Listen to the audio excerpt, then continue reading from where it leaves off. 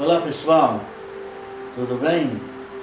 Que Deus multiplique a paz, a graça e o amor dEle em nós e sobre nós, para a glória dEle e para a nossa edificação da fé, do amor e da aliança nele, né?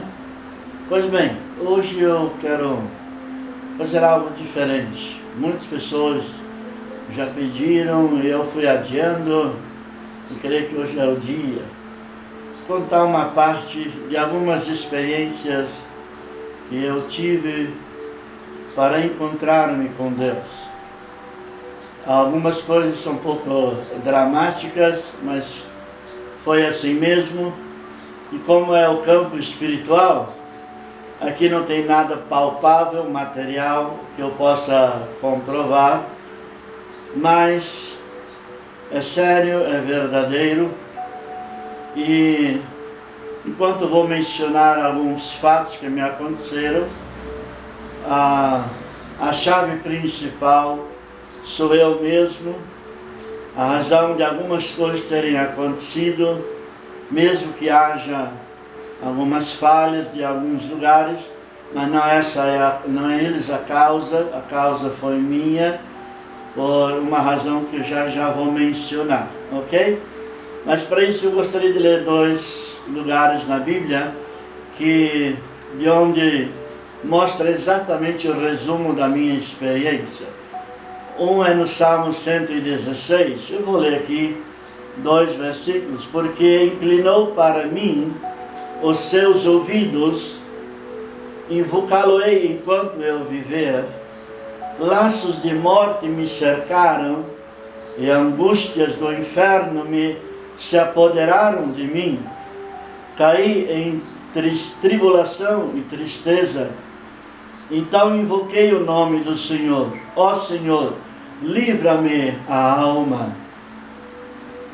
E outro versículo que é a chave da minha história, o livramento, em Lucas 1,37, diz assim: porque para Deus não haverá impossíveis em todas as suas promessas. Pois bem, Deus é Deus, não é verdade? Pois bem, eu sou de uma família de descendentes alemães. Meu pai é brasileiro, minha mãe. Só meus avós de ambos os lados vieram da Europa no início do século passado. E eram evangélicos no seu conhecimento que eles tiveram da época, e eu nasci dentro desse ambiente. E essas histórias que eu vou contar agora são histórias que eu ouvi meu pai contando para amigos dele, vizinhos, quando eu era pequenininho, senão talvez não saberia. Mas uma delas foi quando eu nasci. A minha mãe estava com a saúde bem abalada. Segundo ele teve que um dia assinar um documento onde ele estaria se responsabilizando pelo resultado daquela aplicação, daquele remédio. E segundo a fala do meu pai, ele disse que ele assinou o documento e disse: doutor, aguarde uns minutos, eu vou ali falar com meu Deus, assim que eu te avisar você aplica. E assim ele fez. Pois bem, o resultado do remédio seria ou a cura ou a morte. Não teria meio termo. E a minha mãe está viva até hoje, né?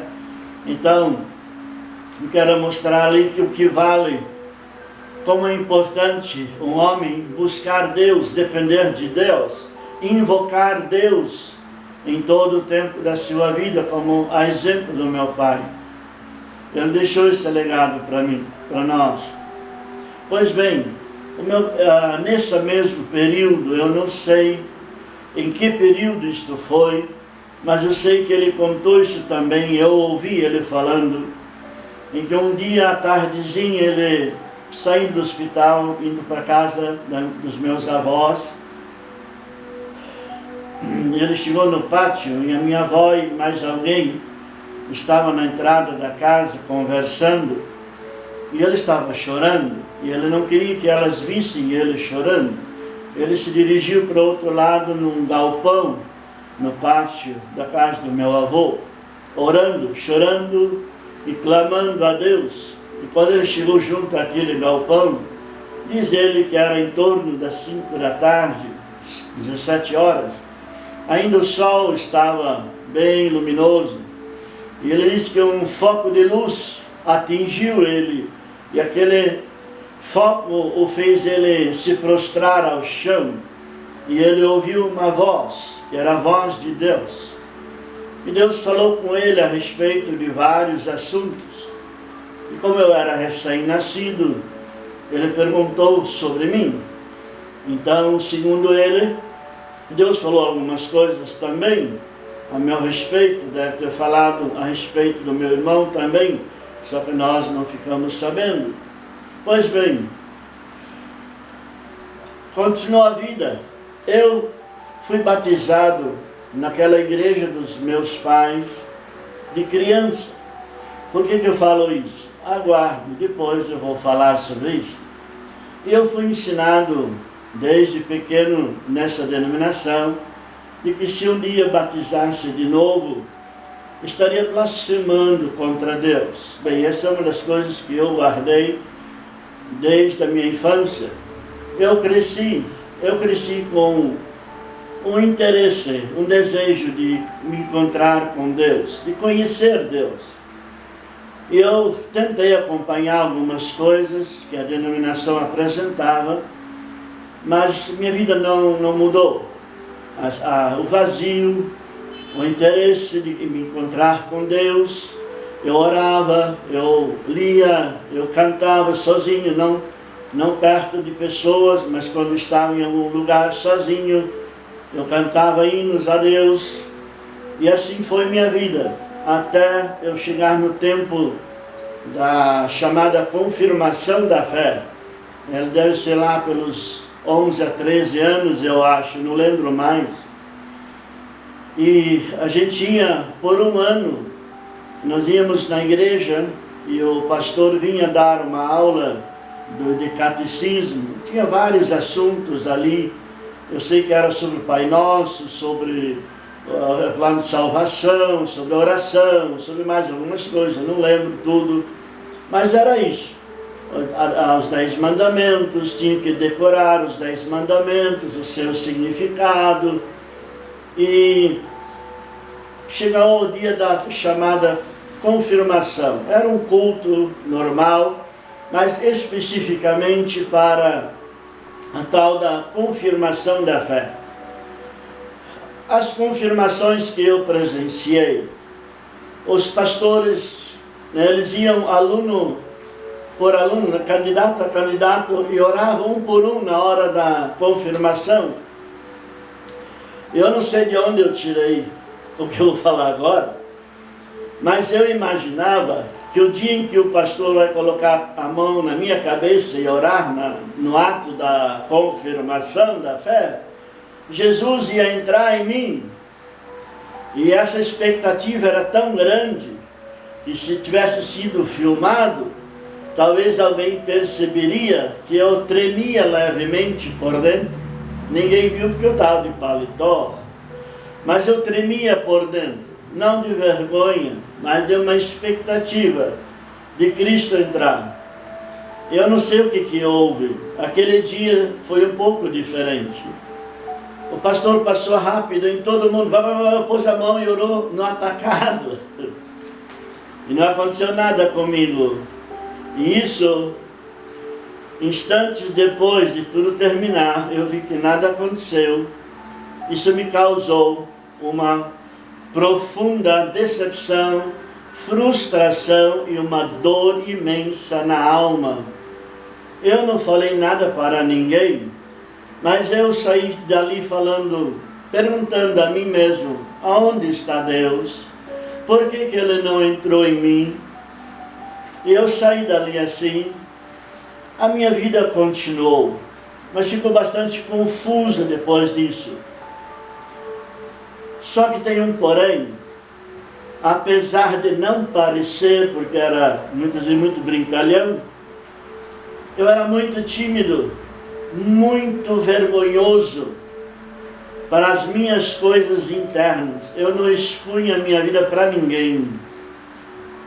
E assim eu cresci, confuso, procurando Deus, orava muitas vezes, e assim por diante ia nos cultos normal, amava estar na igreja, não entendia muitas coisas, ficava mais em dúvida do que aquilo entrasse no meu coração, mas assim a vida foi passando, e lá pelos 17 anos, aliás, um detalhe, vou voltar um pouquinho, no período ali do tempo da confirmação, lá pelos 12, 13 anos, eu acho, eu lembro que foi em 1974 que o meu pai cumpriu uma promessa. Eu queria muito uma bicicleta, mas muito, e eu buzinava sem parar. Até o dia em que ele falou assim: bem, se você decorar os 10 mandamentos e me falar eles, no dia que você falar o 10º mandamento, eu vou comprar uma bicicleta para você. Eu acho que meu pai não esperava. Pensa num menino que mergulhou no catecismo. Eu decorei o mandamento e o significado do mandamento, a explicação que tinha no livrinho. Então eu cheguei no pai, na hora do almoço, disse: pai, decorei o mandamento tal. Ele levou um susto, né? E em poucos dias eu decorei os 10 mandamentos com suas respectivas explicações. Por que eu falo isso? Porque isso se tornou uma base para o meu comportamento, para o resto da vida. Ok? Mas depois eu vou explicar mais um pouquinho. Agora eu vou de novo para onde eu tinha chegado antes. Lá pelos 16 anos, não lembro exato, eu tinha muita sede, muito interesse de me encontrar, de conhecer Deus. E eu via as mensagens dos pastores, algumas eram muito interessantes, mexia comigo, mas, como eu disse, eu era tímido, eu era vergonhoso, eu não falava das minhas necessidades, dos meus desejos, das minhas lutas espirituais, emocionais. Então a vida foi passando. Então surgiu o desejo de estudar mais a Bíblia, e fui para o seminário assim, da denominação dos meus pais. No primeiro ano foi tudo bem, mas depois as coisas mudaram e eu não pude suportar algumas coisas que me assolaram, e eu me retirei dali e voltei para a casa dos meus pais. Fiquei meio ano em casa, e nesse período a confusão, a revolta, a amargura entrou, a dor entrou na alma por coisas que aconteceram que eu não queria que tivesse acontecido, e o desejo por Deus continuou. Eu tinha entregue minha vida a Cristo dezenas de vezes. Eu poderia te contar detalhes aqui, mas eu não quero. Eu não conseguia alcançar a vitória. Eu fazia tudo certinho, orava certinho, pedia perdão, entregava tudo certinho, como a Bíblia manda, como os pastores me ensinaram. Mas eu não tinha coragem de chegar em um deles e dizer: ó, eu não consigo experimentar, eu creio em tudo isso, eu oro e não consigo. Eu não abria o meu coração. E nesse período, quando eu voltei desse seminário, houve um tempo muito turbulento, emocional, mental e espiritual, terrível. E como muitas coisas aconteceram que escapou da minha mão, eu soube de um outro seminário. É nesse onde eu conheci Jesus, depois de chegar lá. Mas eu escrevi para aquele seminário e na minha cabeça eu pus uma data. até quando eu queria a resposta, que ninguém sabia, eu pus uma data. E quando chegou aquela data, a resposta não tinha vindo ainda desse segundo seminário. Foi então que eu fiz um projeto para tirar minha vida. Eu pensei, bem, se o seminário não está mandando a resposta, só pode que vão mandar negativo, né? Eu pensei assim. Então eu pensei, já vou deixar tudo ajeitado. Quando chegar a carta e for não, acabou a minha jornada. Mas o tempo foi passando e chegou o fim do ano. Eu não lembro se foi final de dezembro ou se foi início de janeiro. Chegou a carta e glória a Deus. A carta chegou positiva. Eu fui recebido nesse segundo seminário, o Seminário Betânia, em Autônia, Paraná. Então, com essa vinda, com essa carta de aprovação, de aceitação para ser aluno ali, acabou o plano de tirar minha vida. Mas a minha busca por Deus continuou. Eu não achava Deus. Eu queria Deus. Eu não achava. Eu quero contar uma outra experiência muito importante que eu lembrei agora. Quando eu voltei daquele primeiro seminário, eu estava muito machucado. Eu estava destruído. Emocionalmente, espiritualmente nem se fala, mentalmente menos ainda. E sábado à noite, domingo à noite, eu saía na cidade, nós morávamos dentro da cidade, encontrava meus colegas de infância, da igreja, e nós íamos num lugar tomar um sorvete, alguma coisa assim. Mas naquela noite, isso foi em 81, eles foram naquele lugar para tomar sorvete, mas ninguém deles tomou sorvete. Compraram cerveja e ofereceram para mim. Eu não queria, eu nunca gostei desse negócio nojento. Então, um deles colocou o copo junto a mim e disse, Harry, toma. Então, eu levantei a minha mão para pegar o copo. Quando eu levantei a minha mão, alguém pôs a mão aqui e me segurou e pulou a mão de volta. E eu olhei, eu não vi nenhuma mão física. Eu pensei, deve ser coisa da minha imaginação. Eu voltei a levantar a mão, de novo, a mesma coisa. E eu olhei e não vi nenhuma mão física, mas havia algo me empurrando aqui de volta. Então foi a terceira vez.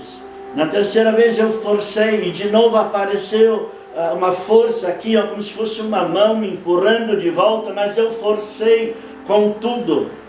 E sabe o que aconteceu?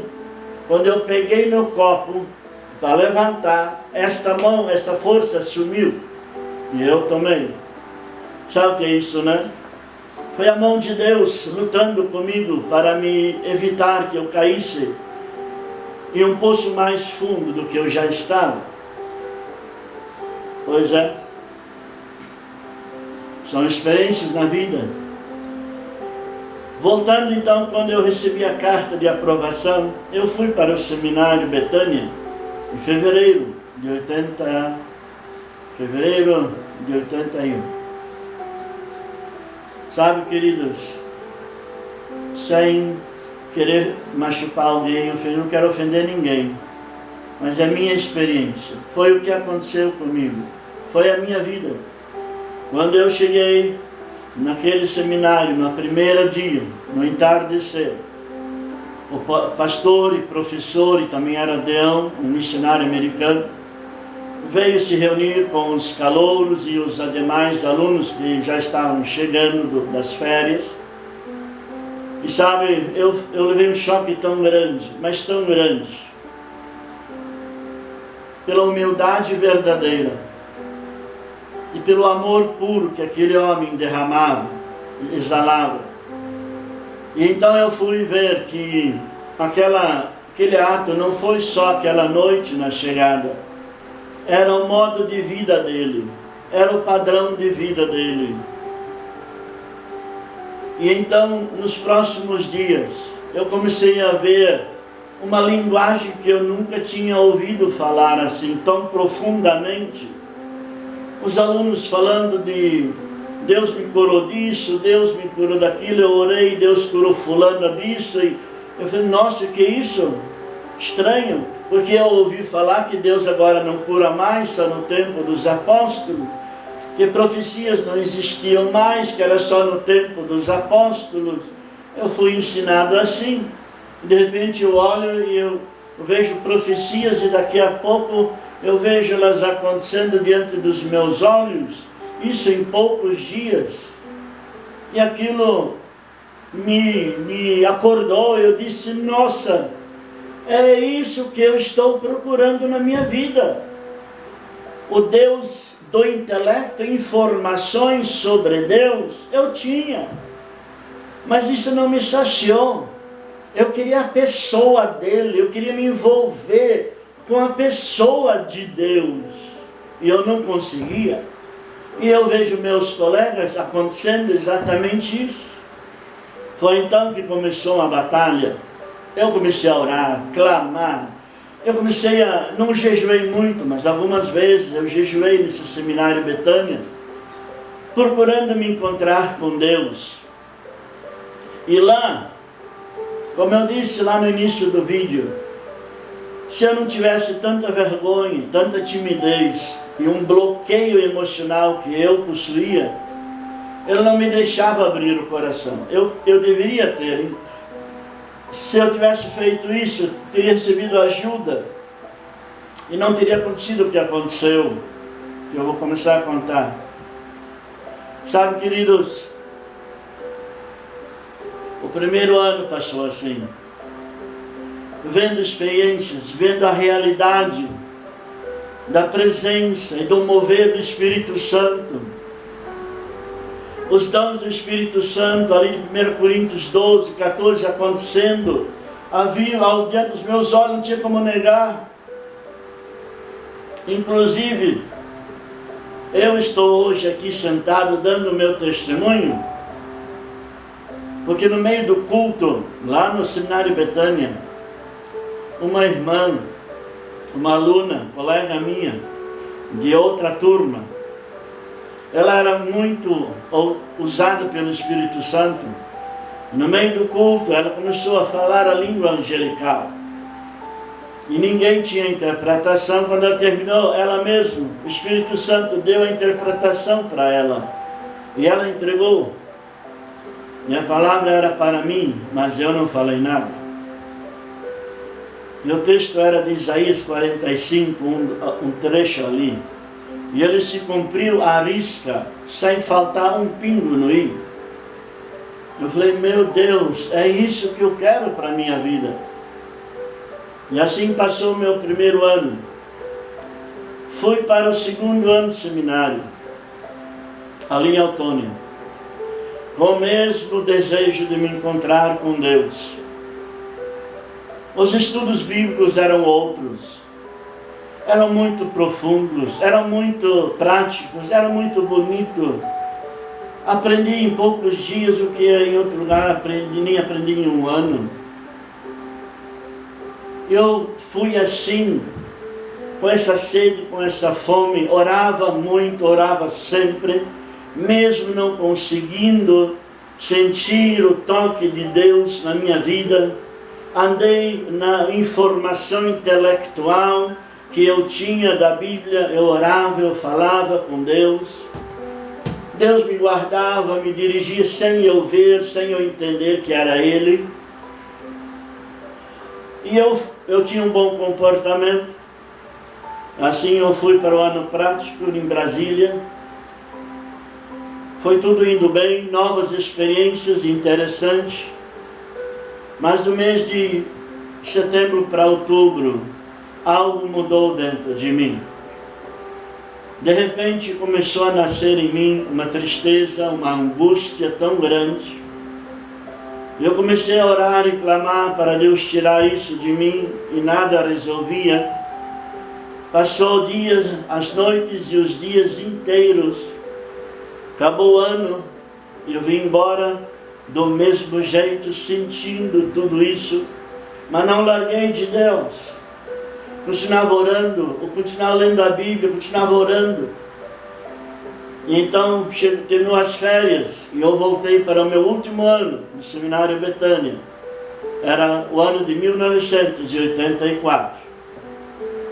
Eu lembro como se fosse hoje. O meu tio, meu saudoso, querido, eu amava muito ele, meu tio Helmut Lenz, com seu Fusca amarelinho, e junto com meu irmão, me levaram para o Seminário Betânia, que não era muito longe dali onde eu morava. Era um dia de chuva, muita chuva. E quando nós chegamos ao seminário, ao entrar e saírem da rodovia para entrar no pátio do seminário, eu estava sentado atrás no carro. Eu olhei para o lado esquerdo ficava a igreja e as salas de aula do seminário. Eu não falei em voz audível, não queria que meu irmão nem meu tio soubesse, mas só Deus. Eu falei bem alto na minha mente, eu falei: Deus, o meu diploma vai ficar ali no escritório do diretor se eu não te encontrar. Para mim não interessa diploma, o que me interessa é me encontrar contigo. E assim nós chegamos, eu desembarquei, eles foram, e eu fiquei ali. Começou o ano letivo, final de fevereiro, começaram as aulas, e para início de aulas sempre vinha o pastor fundador do Seminário Betânia, Ted Hegel, hoje já está no Lar Celeste. Eu lembro de uma coisa muito, muito interessante. Olha como é importante homens de Deus, mulheres de Deus, estarem ouvindo a voz do Espírito Santo em todas as situações. Eu lembro que terminou a conferência daquele pastor, os alunos fizeram uma fila para a despedida. Ele deu a mão para cada um. Eu lembro, se fosse agora, ele falava inglês e o outro pastor vinha traduzir. Ele olhou para os alunos e para cada aluno ele falava uma palavra, uma frase. E eu lembro da minha. Ele olhou para mim, deu a mão, deu um sorriso e disse assim: eu te verei. Entendeu? Eu vou te ver. Mas todos nós, alunos, nos despedimos dele porque nós fisicamente não veríamos mais ele. E ele estava consciente disso. Mas aquilo foi uma voz profética.